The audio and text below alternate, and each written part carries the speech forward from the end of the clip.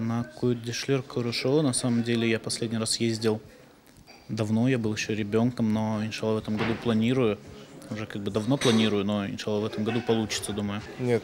На Куйдыш-Курушува, к сожалению, я не езжу, но хотелось бы, потому что село, там, где находятся мои предки, то есть там, где они жили, его сейчас нет на карте, и вот поэтому мы как и не едем.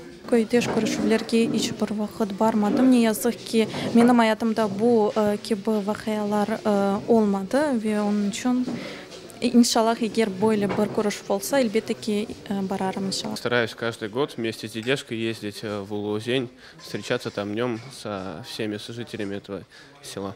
Эр сене biz mayıs 6 günü Kırım yani Kuydeş toplaşına katılamız. Bu sene de oldu mirasim, yani oldu nasıl böyle tantanalı mirasim yapmaya yasak ettiler.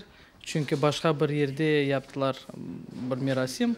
O sebepten böyle izin vermediler. Ama hepsi bir halk geldi, cemaat hartlar geldi, dua ettiler. Kimse Kur'anlarını getirip oturduk, böyle vakit geçirdi.